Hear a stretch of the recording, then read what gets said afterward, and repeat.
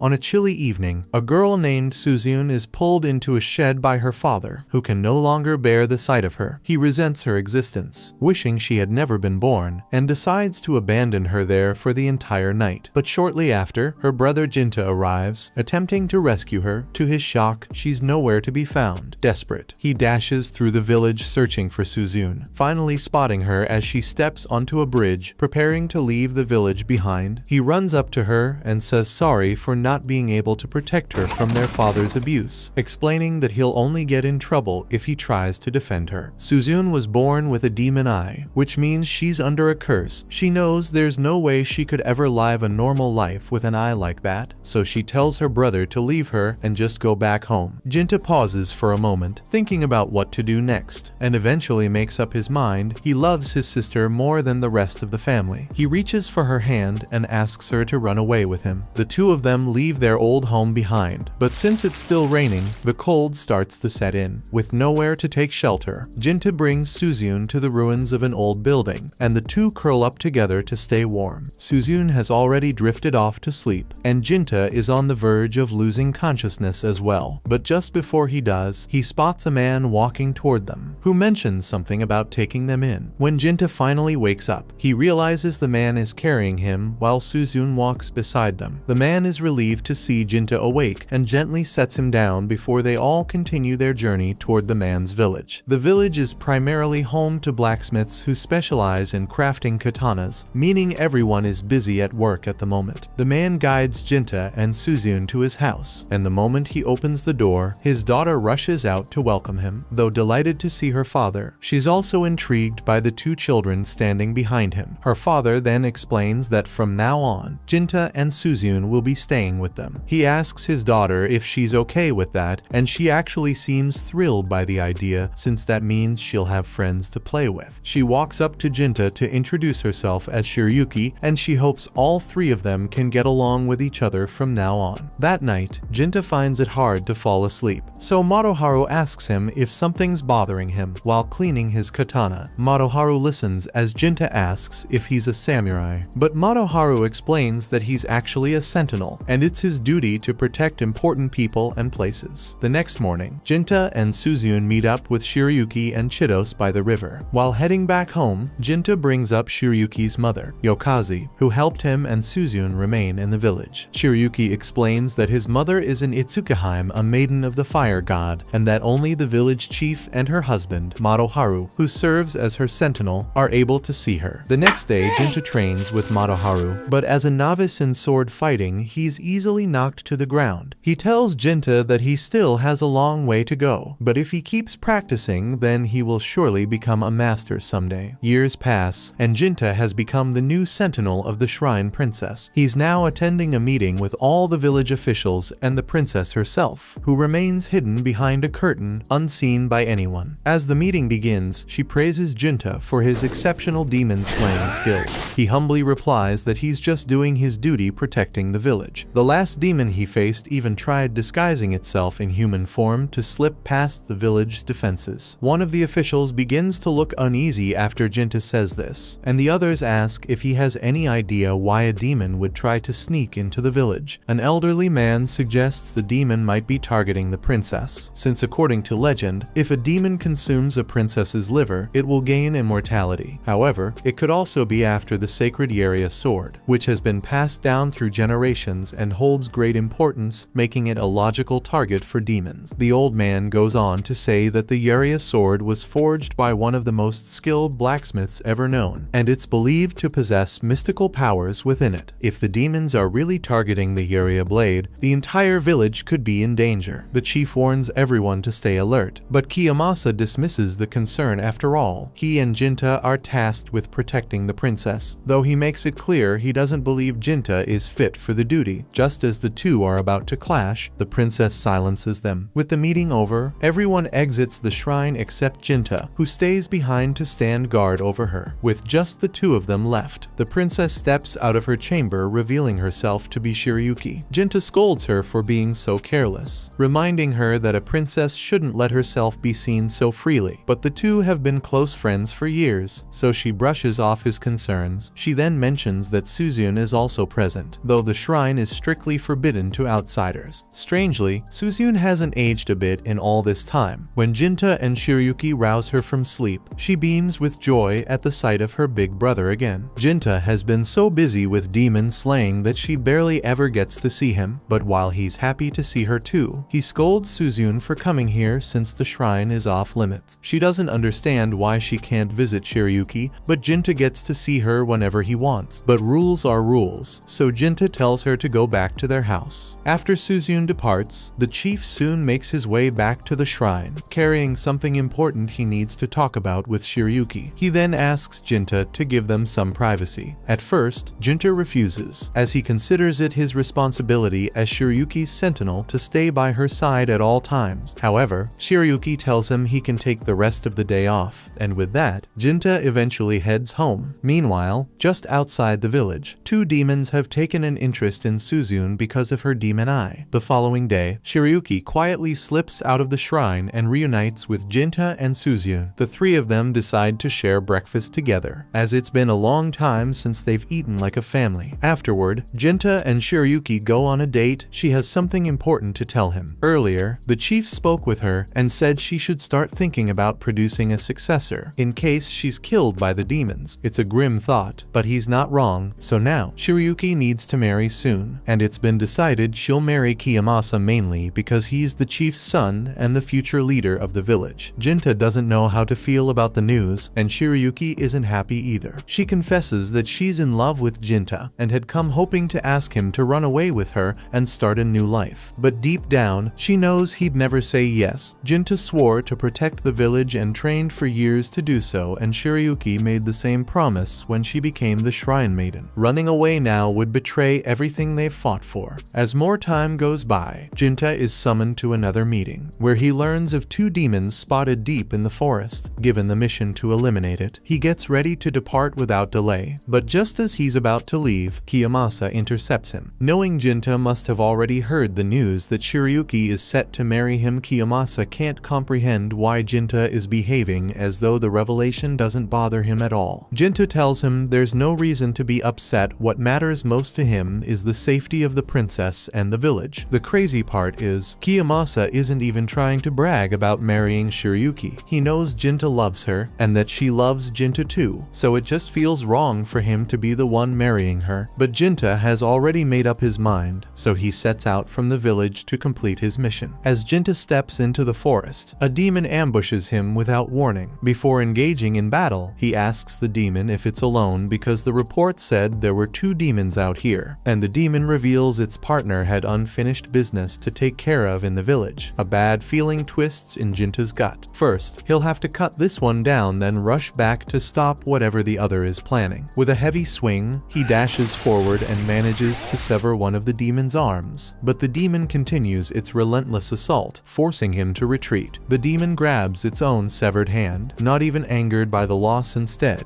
it's merely impressed that Jinta possessed the skill to cut it off. Meanwhile, in the village, Suzyun is terrified when a demon woman confronts her. The demon insists that Suzyun is just like her, but Suzyun refuses to accept it. The woman quickly figures out that Suzyun's love for Jinta is suppressing her from becoming a full demon, something she finds frustrating, as it must have taken endless love and care from Jinta to make Suzyun so kind. Suzyun loves Jinta with all her heart, so hearing the demon speak highly of Jinta brings her a sense of comfort. Now that Suzyun no longer fears her, the demon begins trying to persuade her to use her powers to assist her. She even assures Suzyun that she won't harm her in any way, and since everyone knows demons are incapable of lying, she tells Suzyun that she can trust her. However, the girl rejects her offer because there's a chance that the demons might hurt his brother. The demon girl can't deny that, so she tries using a different method to convince Suzyun and shows her a vision. The vision shows Shiryuki undressing and getting ready to kiss Kiyomasa, and seeing this makes Suzyun throw up. so she questions the demon, asking if what she witnessed was real. The demon then explains that her ability lets her see into the future. She can also share those future visions with others, which is exactly what Suzune just experienced. But if Suzune still has doubts, the demon says she's more than willing to take her to the shrine right now so she can see it for herself. Meanwhile, Jinta is still fighting the other demon, but before the fight continues, he wants to know why the demons attack humans in the first place. The demon explains that it is simply its purpose in life. Demons don't necessarily have to kill humans, but every demon has an intended purpose they must fulfill, and right now the demon's purpose is to stop him. The demon's power lets him absorb other demons' abilities by eating them, even reshaping his body freely. Knowing hesitation means death. Jinta lunges to finish him, but in an instant, his arm is torn off. When he tries slashing the demon's throat, the monster just crushes the blade with his teeth. By all accounts, Jinta should be a dead man, but at the last second he reaches back and grabs a piece of his shattered sword. He then plunges the fragment deep into the demon's heart before the demon could retaliate, so Jinta emerges victorious. The demon accepts his defeat and he's happy about it. This was his purpose all along. He reveals that his companion has the foresight ability and used it to look 170 years into the future. Her vision showed the strongest demon of all time living right here. That's why they came in the first place. As soon as the demon mentions a demon living in the village, Jinta realizes he must be talking about Suzune. But before he can react, the demon says he's going to give Jinta a gift to congratulate him on his victory. A second later, the demon's severed arm grabs Jinta's head and begins squeezing him until he passes out. Meanwhile, back at the shrine, Kiyomasa is on top of Shiryuki, but she asks him to stop, saying she's not ready to have a child, or at the very least, she wants to wait until they know Jinta is safe. However, Kiyomasa insists that now is the perfect time, pointing out that Jinta is currently away on a mission, otherwise, Jinta would be stuck sitting outside, forced to listen to her moaning. Before anything else happens, the demon girl bursts through the curtains, forcing Suzune to see the horrifying scene, and she's completely devastated. Meanwhile, Jinta wakes up in the forest, his arm somehow restored, the demon gone. But he can't dwell on it. Suzune might be in danger, so he sprints back to the village without another thought. Meanwhile, Suzune struggles to process what she just saw. Watching Jinta love Shiryuki was painful, but she endured it, even halting her own growth to avoid interfering. All for his happiness. She even stopped herself from growing up so she wouldn't get in the way of Jinta and Shiryuki's relationship. Shiryuki is marrying someone else. That's the breaking point. So Suzune loses control and completely snaps. She's overwhelmed with frustration that Shiryuki would betray Jinta's love, and after a few provocative words from the demon girl, Suzune makes the decision to kill. Her demon powers awaken all at once, and the entire room becomes shrouded in black aura as Suzune transforms into her teenage form. Kiyomasa grabs the legendary sword and attempts to strike Suzune, but before he can make a move, the demon knocks him out cold.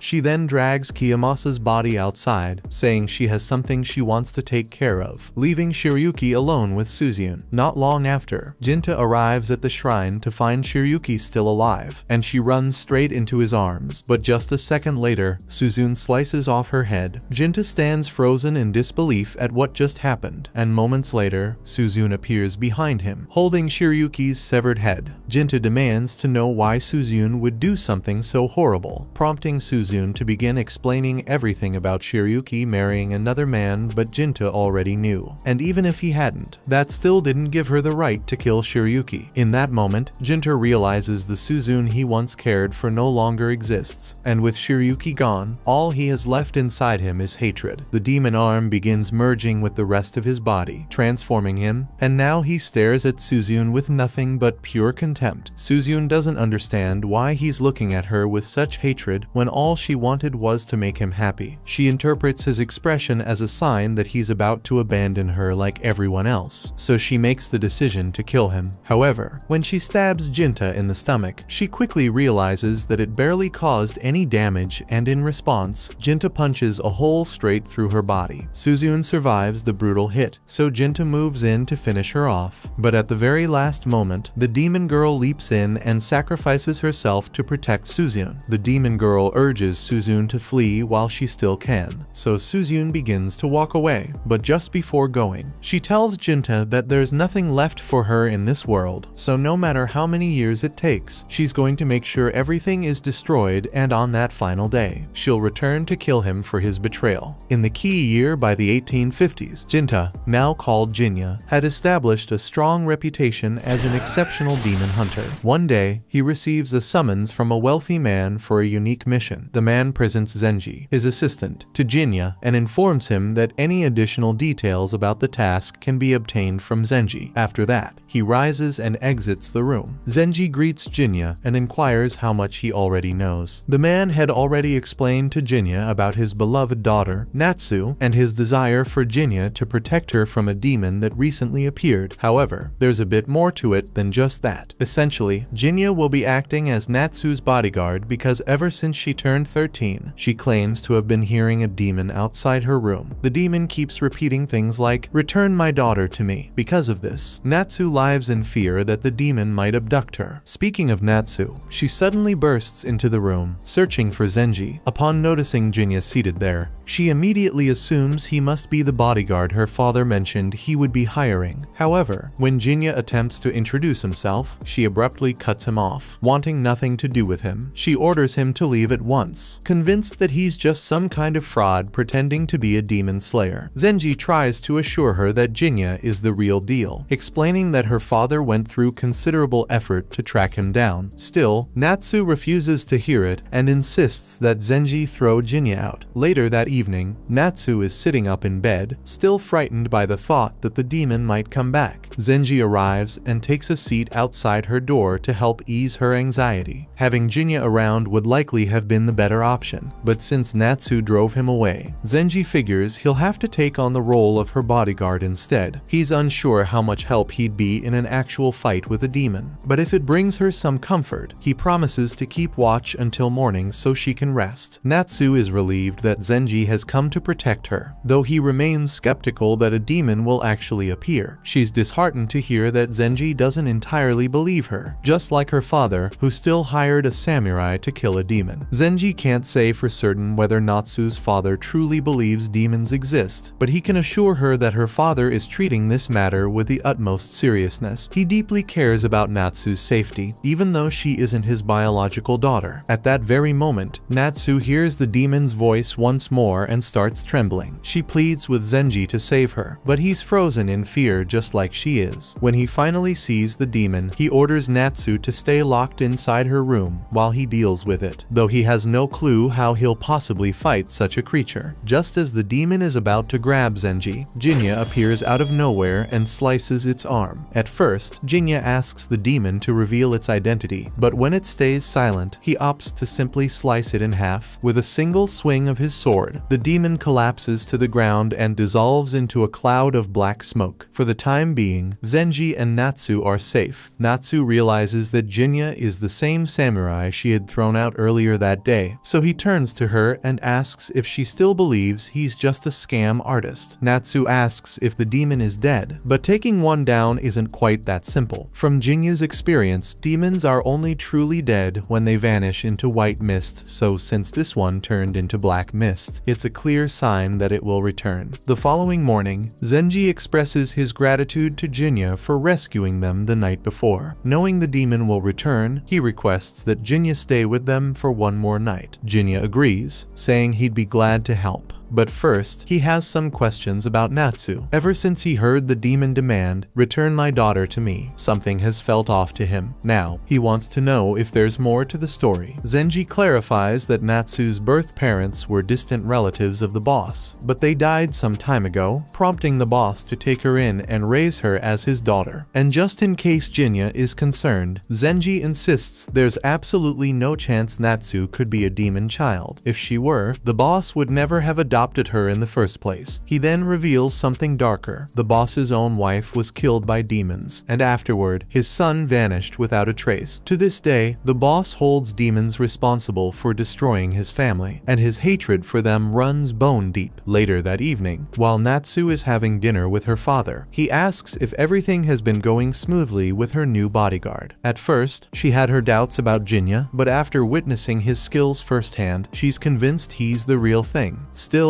Natsu can't help but wonder why her father chose Jinya in particular for the job. He explains to her that lately, whispers have spread through Edo, not just about demons lurking in the shadows, but also about a mysterious swordsman capable of cutting down any demon in a single strike, provided the price is right. Natsu's father looked into these rumors himself, confirming their truth. That's how he knew there could be no better protector for Natsu than this very man. Natsu is relieved to discover that her father truly took her seriously when she spoke to him about the demon, since his love is the only thing that matters to her. Ever since he adopted her, Natsu has felt immense joy, yet she has also endured relentless torment from the cruel rumors people keep spreading about her. Later that night, as planned, Zenji and Jinya wait outside Natsu's room when suddenly she steps out and asks Jinya to tell her his name. She hadn't allowed him to introduce himself earlier, since Natsu's father clearly respects him. She's made up her mind to trust Jinya as well. Jinya notices how deeply Natsu cares for her adoptive father, Juso, but that's only natural. After all, he welcomed her into his home and gave her a place to belong, so she feels immense gratitude toward him. While they're discussing the matter, Jinya brings up a rumor he heard about Juso's missing son and asks Natsu about it. However, the moment he mentions it, Natsu shouts that she has no knowledge of it. It's obvious that this is a delicate subject for her, so Jinya chooses to drop the topic for the time being to avoid upsetting her. Natsu then questions Jinya if it's actually possible for a human and a demon to have a child together, to which Jinya responds affirmatively. This leads Natsu to wonder if she could be the daughter of the demon who keeps attacking, but Jinya reassures her that she has no connection to that demon whatsoever. Natsu questions Jinya, asking how he can be so certain, so Jinya goes on to explain that he has some history with this particular demon, which is why he knows it couldn't possibly be Natsu's mother. There are several different ways a demon can come into existence in this world. It might be born from two demon parents, from a union between a demon and a human, or in more uncommon cases, a demon can appear out of nowhere. These types of demons are born from the essence of powerful emotions, especially the negative kind, and when those dark feelings build up inside people, they can sometimes manifest in the form of a demon like the one they're dealing with. Natsu starts freaking out after seeing the demon again, so Jinya casually walks up to it and starts asking it to state its name. The demon doesn't seem intelligent enough to understand what Jinya is saying. As it lunges at him, Jinya smacks it across the face and pins it to the ground. Zenji urges Jinya to hurry up and kill the demon already, but Jinya replies that if he does, it will just keep coming back.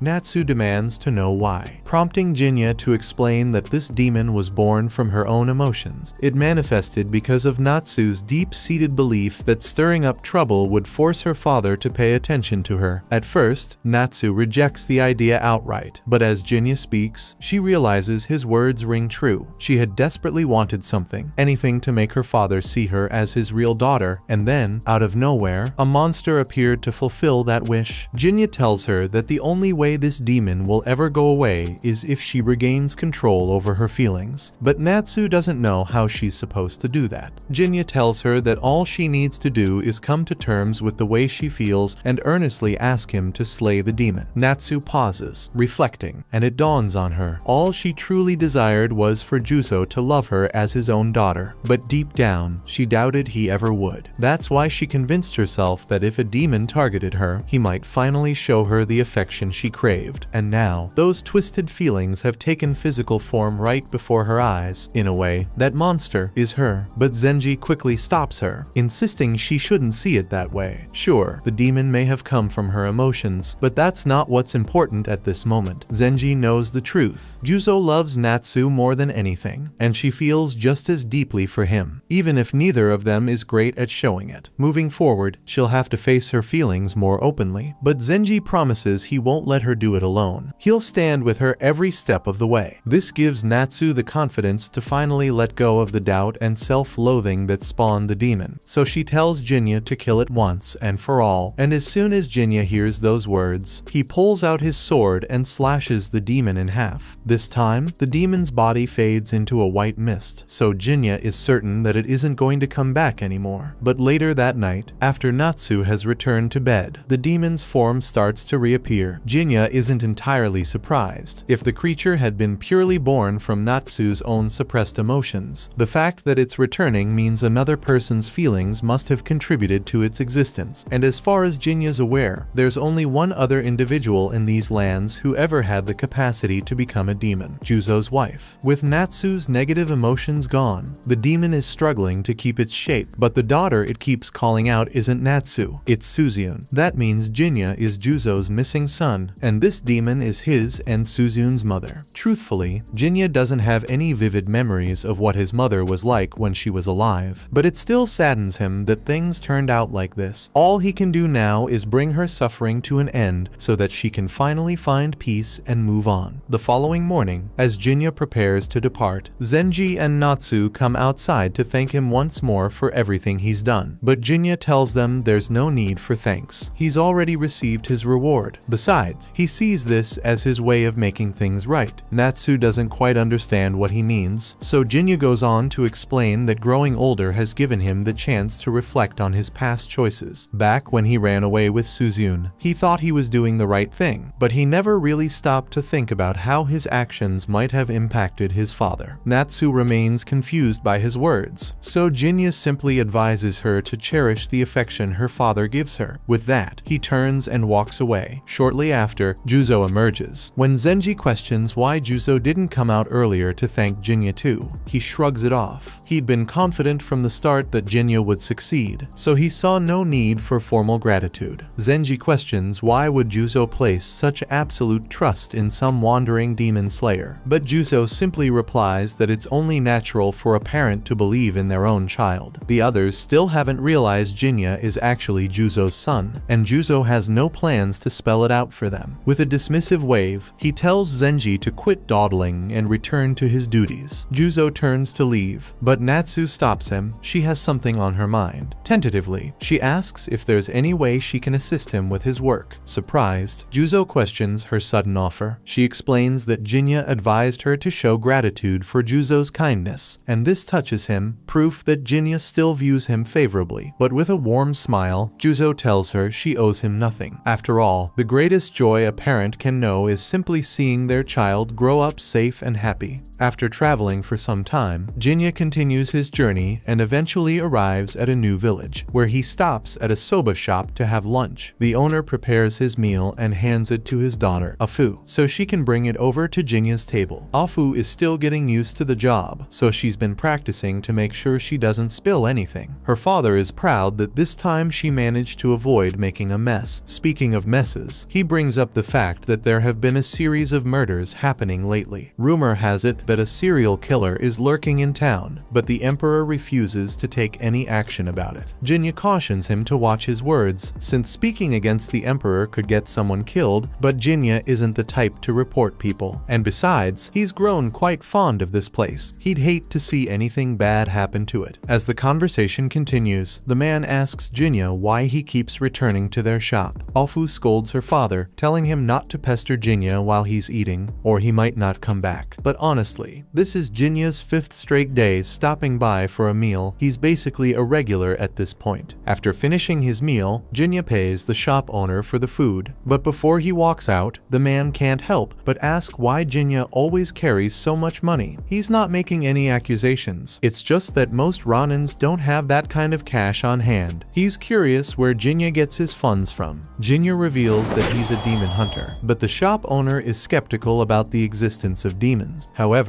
he's recently heard some disturbing rumors. Locals suspect the serial killer could be a demon, as every victim discovered had their body horrifically mutilated, and several others have vanished completely without a trace. That certainly seems like a demon's work, so Jinya inquires about the last known location of the slasher to investigate. All this discussion of serial killers and demons is making Afu anxious, so before Jinya departs, she tells him to be alert out there. That night, Jinya makes his way to the bridge, the last known location of the slasher, hoping to put an an end to the killings. He waits for hours, but nothing happens. Just as he's ready to call it a night and turn back, a desperate scream pierces the air, a woman crying for help. He dashes toward the sound, but when he arrives, all he finds are mutilated corpses strewn across the ground. Strangely, every body is male, which means the slasher must have taken the woman alive. While Jinya is still trying to make sense of what's happening, he suddenly senses something approaching, prompting him to instinctively dodge and narrowly avoid a sword slash. His attacker appears to be invisible, making it impossible for Jinya to keep track of him, and he ends up getting slashed across the back. Jinya is convinced that the attacker must be a demon, and since no one is around to witness it, he no longer needs to hide his demon arm. The invisible demon lunges forward, attempting to slash Jinya once more, but Jinya's body has become too hard now, causing the sword to shatter on impact. No longer holding back, he prepares to finish off the slasher demon for good. However, before he can act, the demon raises his arms and surrender. Introducing himself as Mosuk, he explains that the sole reason he attacked Jinya was because he, too, had been hunting the slasher. He'd heard rumors of the slasher being a demon and sensed a demonic presence nearby, so he naturally thought it was the slasher. Upon arriving, Jinya was the only one he saw. If his story true, Jinya questions why a demon would pursue a serial killer. It's a lengthy tale, so Mosuk proposes they move elsewhere to discuss it before anyone notices them. Mosuk takes Jinya to his house, and once they've settled in, he explains that as demons age, some decide to integrate with humans, living peacefully within society. Demons cannot lie, but as long as no one directly questions whether he's a demon, he can maintain his secret. Having lived for more than a century, Mosuk is a superior demon, which is how he gained the power to turn invisible. Most people assume superior demons are powerful, but Mosuk remains weaker and slower than an average demon. Though Jinya knows Mosuk isn't the slasher, he wonders why he's so determined to stop the real one. Mosuk then reveals the reason: he has a personal resentment. The slasher immediately kills male victims, but female victims are always abducted, a fact Mosuk knows well because his wife was among them. Her name was Hatsu, and despite knowing he was a demon, she always showed him kindness. About a month ago, she disappeared without a trace. 10 days later, her body was discovered near the Kanda River, and according to the report, she appeared to have been brutally tortured before her death. Mosuk can't allow such injustice to stand. Hatsu didn't deserve to die in such a terrible way. Though he doesn't usually care much for humans, his wife was the one exception. He loved her more than anything. Now, all he feels toward her killer is pure hatred. Determined to settle this himself, he asks Jinya to step aside and let him handle the slasher alone. But Jinya can't bring himself to agree to that. Hunting demons is his life's purpose, so he can't overlook this one. Mosuk understands where he's coming from, so he suggests teaming up with Jinya to track down the slasher together. But he asks that Jinya allow him to be the one to deliver the final blow when the time comes. Jinya doesn't object to the arrangement, but he questions whether revenge is truly what Mosuk seeks. Once they locate the slasher, Mosuk will have to carry the weight of taking a life, something he might not be prepared for. However, Mosuk fully understands what it means to kill someone, so he's certain this is what he wants. Now that they've come to an understanding, the two spend the following nights combing through town, questioning locals about any unusual sightings. Yet despite their efforts, after several nights of searching, they've turned up no solid leads. They're right back where they started. They chose to call it a night and return to Mosuk's place for a drink. As they relax with their drinks, their conversation turns serious, and Mosuk questions Jinya about his decision to hunt demons despite being one himself. Jinya explains that he has two primary reasons for pursuing demons. For one, it pays him well. Plenty of people despise demons, so he takes a reasonable fee in return for hunting them down. He questions Mosuk, wondering if profiting from killing demons bothers him. But Mosuk isn't particularly concerned about other demons' fates, and anyway, he has no room to judge how Jinya makes his money, especially while happily drinking the alcohol Jinya bought with it. Mosuk remembers Jinya bringing up a second reason earlier, so he presses him on it. There's got to be more to being a demon slayer than just cash. Jinya admits that, beyond the money, he's hunting demons to gather strength for an upcoming fight. He's devoted his life to stopping one specific demon, and he'll need every bit of power he can get to make that happen. Mosuk picks up on something odd. The way Jinya says stop instead of kill when talking wondering about this demon, and figures there's definitely more to the story. Since witnessing a demon murder the woman he loved, slaying demons has come naturally to Jinya, though when he considers facing Suzyun, he remains uncertain about whether he truly wants to kill her. Regardless, he knows he must become stronger to confront her in the future. But beyond that, he's unsure of his next steps. Jinya then asks Mosuke what he intends to do after avenging his wife's death, but Mosuke admits he hasn't thought of any specific plans. One of the reasons he chose to hide as a human is his deep aversion to violence. He has no desire to be chased by humans or forced into battles with other demons. All he's ever wanted was a peaceful existence in this village. More than anything, he longs to live that quiet life with his wife beside him. But until he avenges her, he can't. Once justice is served, he intends to return to his simple life, honoring her memory in the life he builds afterward. The following day, Jinya returns to the soba shop and orders his regular dish. As he sits down, Afu asks if he's had any success tracking down the slasher, but so far, he hasn't had much progress, which is disappointing, since someone lovely as Afu shouldn't have to live in fear of a slasher lurking around. Jinya's compliment about her beauty leaves Afu flustered, and her father, seizing the moment, eagerly steps in to help his daughter out. Her father straight up asks Jinya if he's interested in Afu, making her so mortified that she begs him to quit it. He defends himself, saying he's only trying to help because she's never been in a serious relationship before. While she can't deny that's true, Afu insists she's fully capable of finding someone on her own when the time comes. Until then, she's content just staying with her father. Flustered, she apologizes to Jinya for her dad's insolence, but Jinya reassures her it's fine. He can see her father's just a decent man looking out for his daughter's happiness. Afu agrees and says she loves her father a lot, but from the look on Jinya's face, she gets the feeling that he doesn't have the best relationship with his own father. Jinya silently stares at her for a few seconds, so Afu apologizes if her question made him uncomfortable, but Jinya says it's fine and starts telling the story of his childhood. He explains that he has a little sister, and when they were younger his father never treated her well. He would constantly beat her and say she didn't belong in the family. So one day Jinya took Suzyun and ran away. Afu asks Jinya if he hates his father for what happened, but he doesn't. In fact, he can understand why his father reacted the way that he did with everything that has happened since then, but he can't change the past. That evening, Jinya and Mosuke resume their routine patrols, but once again, they uncover no sign of the slasher. It seems the slasher may have gone into hiding since their search began, though the upside is that no new victims have appeared recently. Still, with nothing turning up tonight, Mosuke proposes they call it a night. But at that moment, he spots someone on the opposite side of the bridge. It's Afu, and whatever her reason for being out, it's risky for her to be alone at this hour, especially with a slasher on the loose. So Jinya approaches to speak with her. Afu is startled to see Jinya here and asks if he's by himself. Jinya explains he's with a friend, but when he looks back, Mosuke has vanished. Having turned invisible to give Jinya and Afu privacy, Mosuke reminds him to ensure Afu gets home safely, as it's dangerous for her to be out alone. Jinya questions Afu about why she's outside so late at night, and she responds that she was simply enjoying the sight of the snow willow flowers. She mentions that the flower earned its name because it resembles snow clinging to the branches, though it's actually a type of cherry blossom. Jinya remarks that the flower seems pitiful to him, pretending to be a willow when it's truly a cherry blossom, but Afu disagrees. She argues that no matter whether you see it as a willow or a cherry blossom, the flower still blossoms every spring, and its beauty stays just as breathtaking. Jinya understands the meaning behind her words and can't help but find it funny. Perhaps the flower has more say in its own fate than he does in his. They share a laugh, but since it's getting quite late, Jinya suggests escorting her home. Afu gladly agrees, and the two set off together.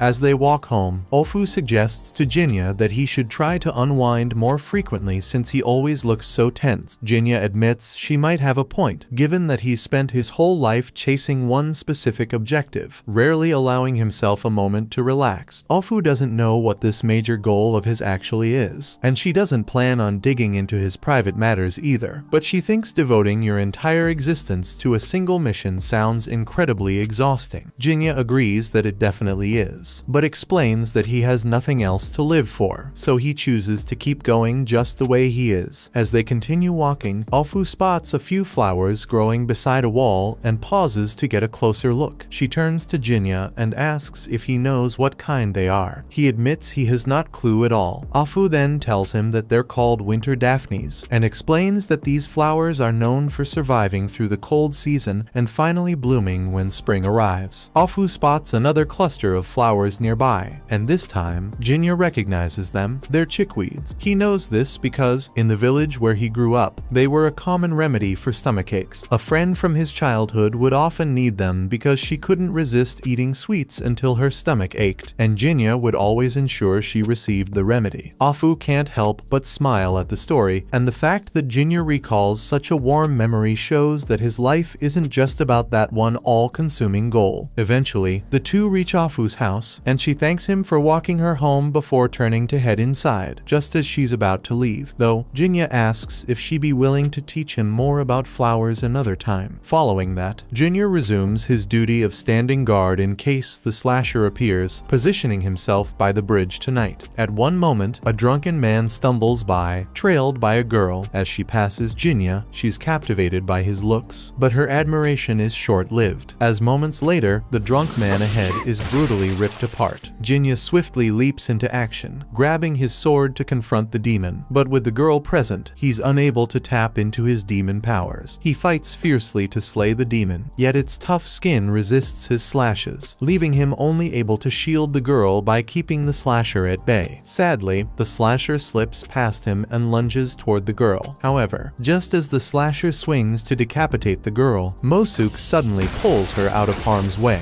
This brief distraction gives Jinya another chance to strike, but even now, his blade still can't pierce the demon's skin. Ultimately, before he can finish the fight, the creature seizes an opening, leaping into the sky to flee before Jinya can bring it down. Jinya expresses regret to Mosuke for allowing the demon to escape, but Mosuke reassures him that it's not his fault, as he couldn't have anticipated the demon's resilience. Regardless, Mosuke plans to track the demon in hopes of locating its lair, and in the meantime, he instructs Jinya to look after the girl they rescued. As Mosuke departs, Jinya faces the girl, and they lock eyes for a moment until she tells him to help her up already. She then asks if he recognizes her, but Jinya doesn't remember her, much to her frustration. She reveals she's Natsu, the girl whose life he saved from a demon 3 years ago. Now that Jinya looks closely, she does seem familiar, though she's grown far taller and more mature than the child he once knew. She points out that it's only natural for people to change with time, yet, strangely, Jinya hasn't aged a day since she last saw him. When he questions why she's wandering around so late, Natsu explains that she's assisting her father with late-night deliveries for an important client. Right then, Zenji comes rushing over to see if Natsu's okay after hearing some noise, and he's pretty surprised to find Jinya in a place like this. He teases them by asking if Natsu and Jinya are having some kind of late-night date, but Jinya calmly tells him that Natsu was almost killed by the slasher, so he stepped in to save her, though the drunk guy, unfortunately, didn't make it. Upon spotting the corpse on the ground, Zenji freaks out and insists they must contact the village police right away, but Natsu doubts that would help, as the police would never stand the chance against a demon. Zenji is shocked to learn a demon caused this, having believed the one that attacked Natsu was long gone. Jinya clarifies that this is a different demon, one he's been pursuing for days, and its attack on Natsu was merely a coincidence. Zenji would much rather avoid any further dealings with demons, but fate has other plans. He's already tangled up in this mess. Before leaving, Jinya tells them that if they ever faces demon trouble again, they can seek him out at a soba shop in Fukugawa. But for now, his hunt for the slasher can't wait. So with that, he turns and begins to walk away. Before Jinya departs, Zenji has information to share. If Jinya intends to hunt for the demon, he might find leads in Teramachi. There's an old temple there, deserted since its priest passed away long ago. Lately, locals have reported hearing numerous female voices coming from it nightly, fueling rumors that a demon might be lurking there. Meanwhile, Mosuke has been attempting to track the demon, but he eventually loses the trail and is left unsure of where to begin the search. At that moment, he hears a woman scream, and glancing up, he sees the demon clutching the woman in its mouth. The scene flashes him back to the day he discovered his wife's lifeless body by the river, and he swears he won't stop until he gets revenge on the creature that took her from him. He follows the demon's trail and eventually finds himself standing at the entrance of an old temple. Not knowing what might be waiting inside, he turns himself invisible and cautiously steps through the gate. Once inside, he sees the demon devouring the woman it had taken earlier, so he rushes forward and tries to stab it with his sword. But since stealth is his entire strength, charging in recklessly turns out to be a foolish mistake. The demon hears him approaching and slices Mosuke across the stomach. The demon then turns away, returning to its meal as Mosuke lies bleeding on the floor. He can't believe he allowed this to happen. Now he's going to die without ever getting his revenge. Powerless, he watches as the demon devours the woman's remains, and once it's finished, it merely steps over Mosuke, not even bothering to finish him off. Not long after, Jinya reaches the temple and is horrified to discover Mosuke wounded on the ground. He dashes over to him, and Mosuke, filled with regret, apologizes for failing so miserably. He explains to Jinya that he encountered the slasher here as it was feasting on a woman, but he couldn't defeat it, and now it's clear he won't live to fight another day. With his last fading strength, he begs with Jinya to take his sword and slay that demon in his place before he finally succumbs. This blade was forged in a place called Kodono, and it is meant to be really effective against demons, so it should be helpful in cutting through that thing's skin. Jinya agrees to avenge him and his wife, but in exchange, he says he would like permission to use Mosuke's power for the battle. Mosuke eventually dies, so Jinya uses his demon arm to begin absorbing his ability. As he does, he catches a glimpse of the life Mosuke once lived, how he escaped from the other superior demons, how he eventually found his way to this village, and how he first crossed paths with the woman who would become his wife. Their meeting was purely by chance, with Mosuke accidentally bumping into her as he was leaving his home. But as time went on, their bond deepened, and Mosuke didn't want their relationship to be based on deception, so one day, he chose to tell her the truth about who he really was. He expected Hatsu to run away from him in fear once she realized he told her he was a demon, but she just stared at him with a puzzled look on her face and asked why she should care, because whether he's a demon or a human, nothing could ever stop her from loving him. As the flashback ends, Mosuke's body vaporizes into a white mist, and Jinya vows to carry out his final request. A few hours pass, and the slasher comes back to the temple, dragging another woman with it. As it begins feeding on her, its mind drifts back to how everything led to this point. The creature has no memory of its origin. It simply awoke in this monstrous form with one undeniable purpose: to slaughter as many men as it could, and so, without question, that's exactly what it has done. The demon carried out its mission without thought, yet deep down, it felt as though it was destined to find someone important in order to finally return home. Still, it was painfully aware of how hideous it looked, which led it to crave beauty, and the first idea that came to its twisted mind was to devour as many beautiful women as possible, believing that by doing so, it too would become beautiful. As the demon continues devouring its fresh prey, a voice suddenly cuts through the air, and before it can react, one of its arms is slashed. Jinya is employing Mosuke's ability to conceal his presence, remains completely invisible to the creature. Frustrated, the demon lashes out blindly, tracking only the echo of Jinya's movements, but his speed is far beyond what the beast can match. With that in mind, Jinya realizes he can't get close enough to deliver a killing blow without getting struck by one of the demon's devastating slashes, so he deactivates his invisibility and chooses to confront it directly using his demon arm. Thanks to the enhanced strength it provides, Jinya manages to slice off the demon's head in a single clean strike. The head hits the ground as the creature's body thrashes in pain. With its final breaths, Jinya poses a question. It's evident that the demon killed men instantly and abducted women to consume here, yet if that's true, this demon couldn't have been the one that killed Hatsu, as her body wasn't eaten. He demands the demon's name, and it begins to mutter that it needs a body to return home. Jinya has no idea what the demon is talking about. Jinya lifts its head and declares he will now claim its power. The ability, known as Dart, provides a fleeting surge of speed, perfect for combat. But as Jinya absorbs its essence, fragmented visions flood his mind, and in the process, he comes to the realization that this demon was actually Mokyuke's wife, Hatsu. A group of men attacked her, then threw her into the river to die. As she was drowning, the only thought in her mind was how desperately she wanted to to see Mosuke one more time. It was these overwhelming emotions, along with her deep resentment toward the men who killed her, that transformed Hatsu into a demon. Yet, tragically, her wish would never be fulfilled. The following day, Jinya steps out of his room to handle some personal matters, but not before placing an offering in memory of Mosuke and Hatsu. At the same time, back in the soba shop, Afu's father is starting to worry that he may have scared Jinya away, especially since the young man hasn't returned after hearing the suggestion that he could marry Afu if he wished. To begin, Afu points out to him that she never consented to wed Jinya, and regarding his recent absence from their shop, she encountered him not long ago, and he mentioned he'd return once his affairs were settled. Her father finds this strange. After all, the slasher killings have ended, which should mean Jinya already defeated the demon behind them. However, when Afu spoke with him, Jinya revealed there were still additional demons he needed to defeat. That same night, the two men responsible for Hatsu's death begin plotting their next victim. Now that the other slasher has been eliminated, they laugh about how the last woman they executed kept shouting for some man named Mosuke until the very moment she perished. But before they can take even a single step further, Jinya emerges from the darkness and swiftly strikes them down. After confirming they're dead, Jinya departs, having at last honored Mosuke's desire to see Hatsu avenged. One evening, a man is on his way into the soba shop when he catches sight of someone passing by. Something about this stranger reminds him of his brother, prompting him to stare for a few moments. While he's momentarily distracted, Natsu accidentally collides with him. The instant she spots the swords at his side, she realizes that this man is a samurai. In this era, offending a samurai could easily lead to a beheading, so without hesitation, she begins apologizing for the incident. The samurai reassures her that there's no need to apologize. He was the one at fault for not watching where he was going. Natsu is taken aback because samurai aren't usually this reasonable. Just then, Afu's father steps out of his shop and tells Natsu not to worry, explaining that Naotsugu is a samurai famous for his kindness, so he'd never stir up trouble without cause. The following morning, the man orders a bowl of soba and takes a seat. It's obvious that something is weighing on him, so Afu and her father approach and ask what's troubling him. They let Naotsugu know that if something's bothering him, he's welcome to share it with them. Grateful for their kindness, he admits that he's concerned about his older brother. Afu's father doesn't realize it, but he's completely mistaken. After all, everyone knows Naotsugu is the sole heir of the Miura family, meaning he couldn't possibly have an older brother. And that's exactly the issue. Naotsugu is absolutely convinced he has an older brother, yet every time he mentions him, people insist no such brother exists. Frustrated, he turns to Afu and says his brother's name is Sadanaga, but Afu has never heard that name before. Now Naotsugu feels disheartened. Things have been this way for quite some time. No one, not even his own parents, remembers his brother. He's beginning to fear that he may be losing his mind. Afu and her father can clearly see that Naotsugu is going through a tough time, so they mention that they know someone who specializes in handling supernatural cases like this. Naotsugu wonders if they're referring to some kind of diviner or shaman, but that's not the case. The man they're talking about is just a Ronin, but one who's willing to investigate strange happenings and skilled enough to slay demons, making him incredibly dependable. And as if on cue, Jinya walks into the shop just moments later. Jinya requests a bowl of soba, and without delay, the shop owner begins preparing it. Once his food is served, Afu's father asks if he's beginning to enjoy the meals here. Jinya responds that the soba remains rather plain and ordinary, though he does concede there's something comforting about its simple flavor, which is why he likes it a lot. Once Jinya finishes his meal, Afu approaches to serve him tea. Having been taking flower lessons from her recently, Jinya recognizes the specific blossom she used to brew this tea, and he finds it particularly pleasing. He also praises her improved serving technique, noting how much more polished her movements have become. But before the conversation can go any further, Naotsugu cuts in. He apologizes for interrupting Jinya, but explains that he heard Jinya is someone who looks into strange occurrences. That's why he was hoping Jinya might be able to help him with his current issue. Sadly, Jinya replies that he isn't much help in that area. His only real skill is slaying demons, so unless Naotsugu's problem has something to do with a demon, there's not much Jinya can offer. While at a matcha shop, Natsu unexpectedly encounters Jinya, who's surprised to find him there. Unaware of his liking for matcha, she takes a seat next to him, and suddenly, Jinya asks if Natsu and Zenji have plans to marry soon. Caught off guard by the question, Natsu almost chokes on her mochi. After regaining her composure, she questions why Jinya would even mention such a thing. He clarifies that he was merely curious. She is 16, is of marriageable age for this era. He assumed Juzu would want her to wed someone dependable like Zenji. Natsu understands what he is trying to say, but marrying Zenji is completely out of the question for her. It's not that she dislikes him. Rather, he's much older and has always felt more like a brother to her than a potential romantic partner. As the conversation continues, Natsu questions why Jinya hasn't settled down with a wife yet. Jinya points out there aren't many women willing to marry a wandering demon slayer without a stable job. Natsu can't exactly disagree, but she insists he should start thinking about his future. After all, his youth won't last forever, and he'll need to consider building a proper life someday. On that note, Natsu asks about Jinya's age, but she is amazed when he reveals he's 31. This reminds her of his earlier claim about being immune to aging, which she'd originally dismissed as a joke. Now, she's not so sure. She presses him to share his secret. Jinya avoids revealing his half-demon, and instead offers an evasive response. Jinya then places money on the table to pay for the mochi and stands to leave. As he has demons to hunt, Natsu questions why he opts to hunt demons when his sword skills could easily secure him a better job. Jinya truly isn't sure how to respond to that question, but the most honest answer he can offer is that this is the only path he sees to achieve his goals. Natsu feels somewhat relieved hearing that given how emotionless Jinya usually seems, she had been concerned that nothing in life really mattered to him. But now, she understands he's just a regular guy with his own ambitions and concerns. In any case, she needs to return to her shop.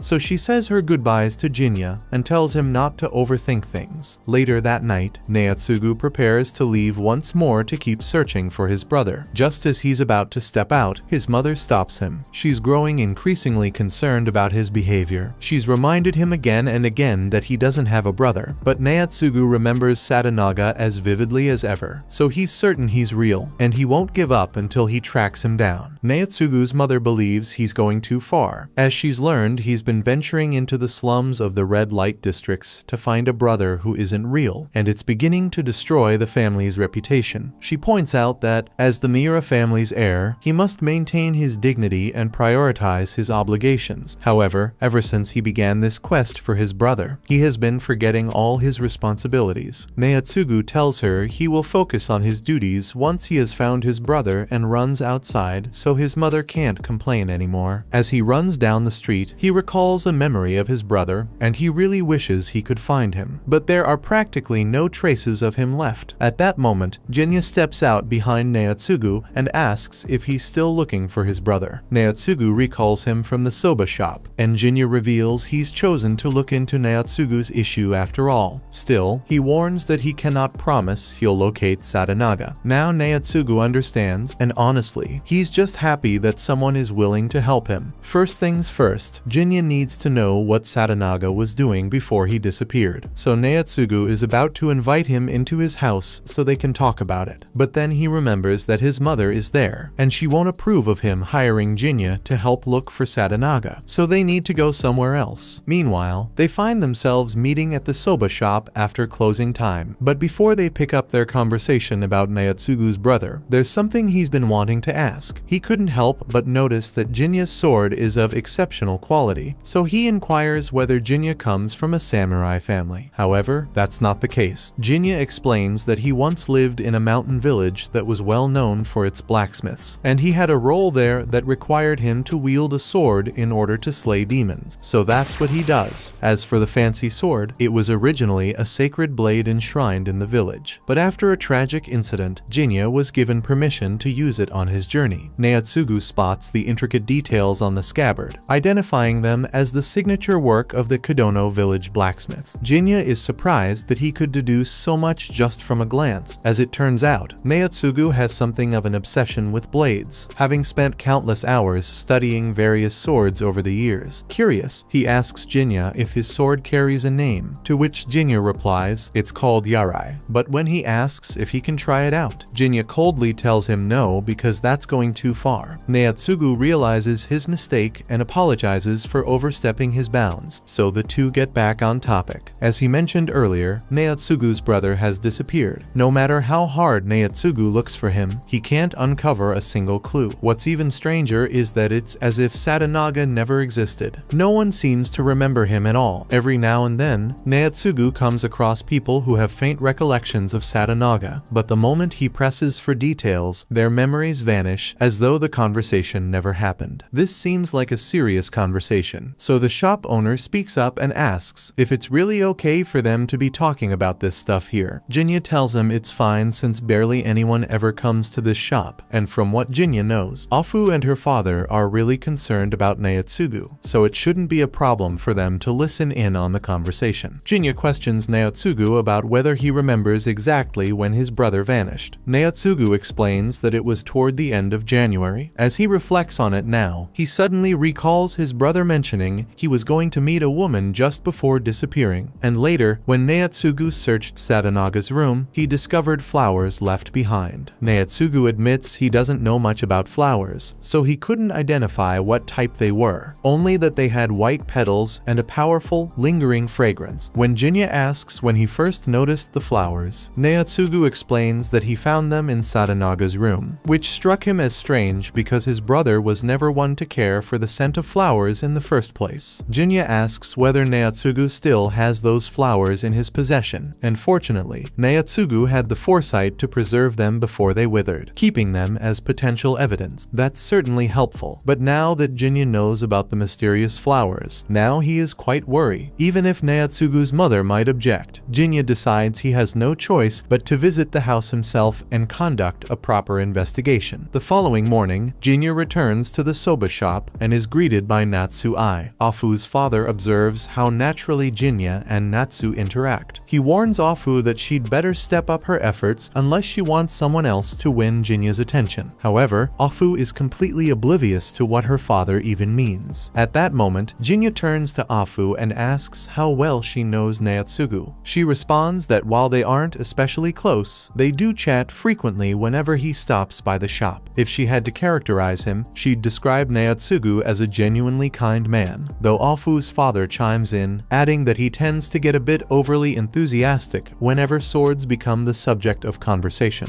Speaking of blades, Afu's father has an item he wishes to present to Jinya. He reveals his samurai's kagai and requests that Jinya accept it. Afu questions her father about how he obtained such an item, as only samurai typically possess them, and he clarifies that Naotsugu gave it to him as a gift, but he now wants to pass it on to Jinya. Jinya attempts to decline, explaining that the item wasn't originally intended for him, but Afu's father won't hear it. He insists that a simple soba shop owner like himself has no real use for samurai equipment anyway, seeing how genuinely eager Afu's dad is for him to take it. Jinya finally accepts the gift with gratitude, yet there's still a pressing matter weighing on his mind. Turning to Afu, Jinya asks whether flowers with white petals and a yellow center could be daffodils, and she confirms that they very well might be. His expression darkens at her answer, because if daffodils were truly found in Sadanaga's room, then this situation just became far more dangerous than he'd imagined. Watch this next video on screen and subscribe to not miss next part.